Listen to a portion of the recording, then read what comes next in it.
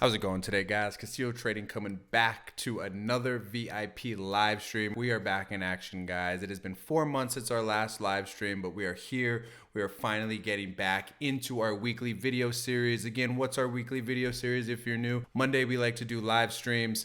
Wednesday, we like to do nPOC updates, and Friday, we like to do a quick breakdown segment to give you guys a brief overall outlook on how the week went, how the trades are, how the setups are, what we're looking at. Once again, we went on a 4-month hiatus. I went on a big move. I lived in Cali for a little bit, now finally in the final destination of Las Vegas, Nevada. The way that we like to run this is we like to do a quick, brief breakdown on BTC, Ethereum, and then we go over some altcoins. We talk about BTC dominance. We talk about ETH BTC pairing. There's so much that we like to talk about, and let's just jump right into it. First thing, this is the low-term time frame momentum reader that I really like to use on Tealstreet. So Tealstreet is something that I really enjoy because it has this right here. It has an order book. It's called Reading the Tape, or level 2, and it just shows a stack of the bids, a stack of the sells, and you can kind of see where those momentum shifts are on low-term time frames. You can actually set up your exchange to it and trade straight from the terminal if you really want to. I talk about nPOC levels a lot. I do have a lot of videos on them over on YouTube. I do suggest to go over and watch some of those videos on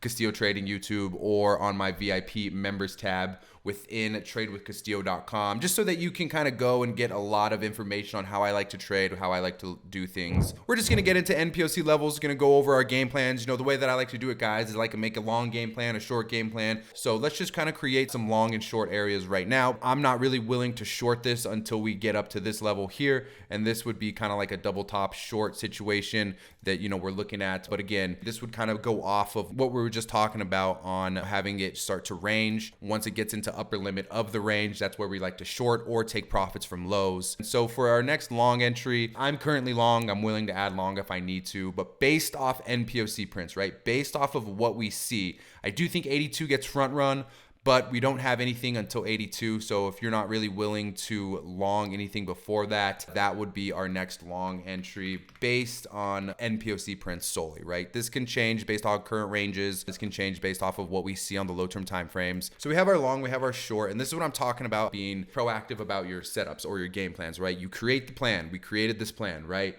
You have patience for your setups to unfold. So we're not jumping into anything right now. We're having patience for lower. We're having patience for higher based on our bias of getting into a short, getting into a long, whatever it is, and then to execute this trade. Like, let's just say price does start to dump here, right? And it's starting to go down to 82K. Well, we do know to not get bearish when price goes down to 82K because we have a long setup at 82,102, maybe 79,690. You know, I am that trader that I welcome lower because you get a discount on your prices. I am also that trader to welcome lower because you can get a larger position size as things start to drop, right? So never go all in at once. You guys know my DCA strategy as far as just making sure that you have patience. You know, don't be overexposed too soon when you take an entry. It is a discretionary trading style, right? I'm not set in stone on a percentage. I'm not set in stone on a position size. That's me. That's my personal circumstance and my personal situation. You have to know your personal situation, what you're comfortable with. And that's just what we're looking at here on BTC, guys. So jumping over to Ethereum, guys, very, very basic. I'm not going to harp on these because I feel my setups and my thought process on Ethereum will be fucking correct. So I'm just gonna float that into the air right now so that we can bank off this. But I think these levels are going to get front run. I think below 3K is going to get front run. At 3,100 was your opportunity to get in if you weren't long above 4K. I mean, this was a pretty rough move, about a 25% move to the downside. Within a bull market, those are blessings because then you can get positioned if you weren't positioned before. But I truly believe that this level gets front run down here and that we move up back to this 4K level from here. Let's go and create our game plans again, kind of keep it the same. Let's just say you want to wait till long. You know, this would be, again, this is not what I think is going to happen. This is solely based off nPOC entries. This would be your next long entry because some people do like to wait for this type of nPOC print to kind of get in. And then, you know, for short, this is why I think price goes up from here. We have no nPOC print from here until 38.43. So I do think that, you know, this could be your next short entry if that's what you're looking to do. So we'll see kind of how this plays out. Again, I do think that this gets front run a little bit. And if you're kind of taking a position now, you could take a starter position and then kind of look to average down into this 2,900 area on Ethereum. But that's nPOC levels on ETH. I do like APT here. Reason being is like every time it has pumped, it always gets rejected, right? But I think there is some downside before the move happens. So I think like consolidation between 9 and 780, if you can get an average within there, that it will bode pretty well once the real move actually happens. I do think that if PEPE holds, it holds here. And again, just very basic upper limit, right? Upper limit, median ML, lower limit. Where was the lower limit constructed from? Well, it was constructed from these previous highs. It was constructed from the impulse move up, then a retest here, another retest here. So I think a position size anywhere between the 1942 and 1651. If you can get an average within this area, it's going to bode well when price is all the way back, retesting upper limit. So SUI, this is a great current range to trade, right? And I think that this offers a pretty good confluence for median ML and a trend line to come up and retest highs of about that 480. I will say that I think SUI is a $10 coin, right?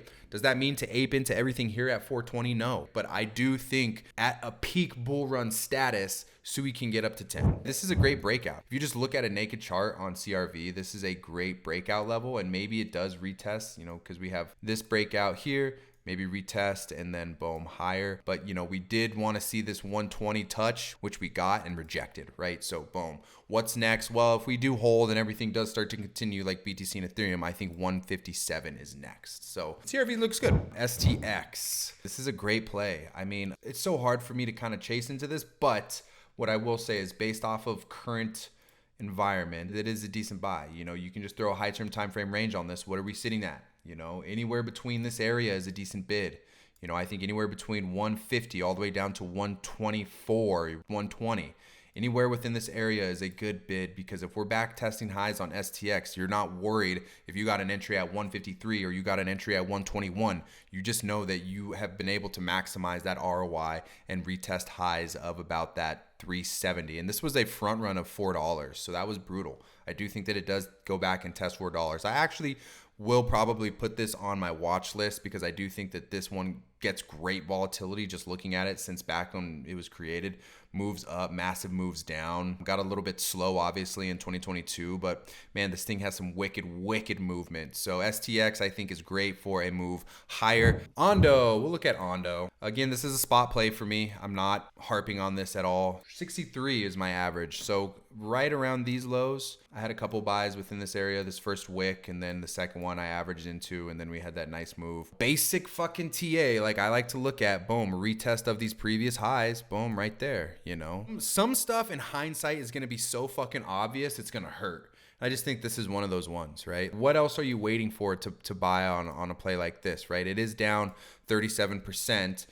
Sure, it can maybe drop 48 to 50%, but if you're buying at $1.37 or $1.18, it's not going to matter when it's $1.30, $1.40. So that's, again, kind of my thought process on a lot of these plays is we are at a good discount. STX is a good discount, ONDO, SUI, SEI, what did we just go over earlier? CRV, I think that we are at a good discount on some of these altcoin plays. If this market is as bullish as I think, and if it's going to do what I think is going to happen throughout the year of 2025, I think all of these plays right now are good discounts to be buying. This one got slaughtered from my understanding. It's just such a high priced asset. I think if you're buying something that's $471, you should just buy BNB. I don't know. That's just my thoughts on it. Oh gosh, I'm not the biggest fan of it. I think if we got a retest of that 340, 350, 360, basically $100 move down from where we are right now, that's more or less where I would be happily buying. I think right here is a little bit rough. And again, it's such a high priced asset. It's just something that I'm not too interested in, but I would like lower to bid into Tau. ARB was just another failed layer 2, it just seems like. I don't know. When it comes to like all these different layer 2s, like all these different chains, and I just look at what I use the most. I still use Ethereum the most. That is what I use. That is what I believe in.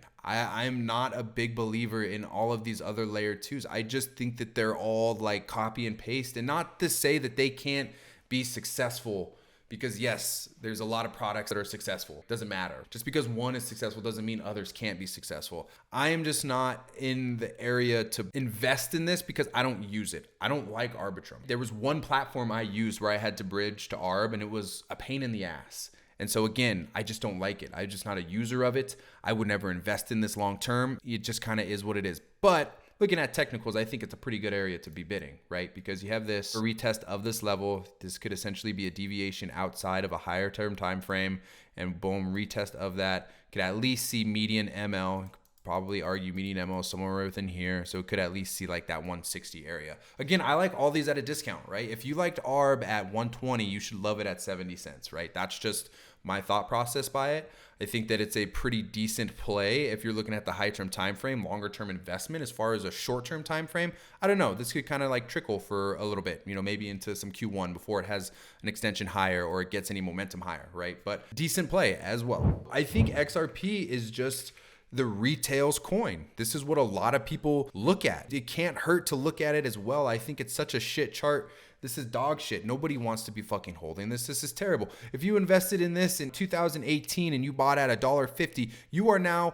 in profit, but fucking how many years later? 6 years later, right? You know, to me, it doesn't make sense, but this is the retail coin. People love it. So I think XRP and Doge are no-brainers when things get really, really hot. You know, again, you can kind of do the same principles on XRP that we've done with, you know, everything else, our majors, right? Like this technically is considered a crypto major, but you know, again, around that lower limit area, around that $2 area is a good bid on XRP. So, you know, if you're afraid to kind of bid that area and you want lower, like I've said, I personally don't think too much lower is going to happen. Or you can look to bid at $1.50-ish. And then if things really start to drop, which I don't think, you can look to bid at like $1. You know, these ones do get some pretty quick volatility, and it's pretty awesome to kind of watch these retail coins make the noise that they make. But that is about it. Get on over to YouTube and subscribe, guys. Very, very excited for what's to come in the future. So much more content is going to be pumped out for you guys. Again, all for fucking free. And so once again, I really appreciate all you guys. So much more to come, and I'll see you guys next week. Peace.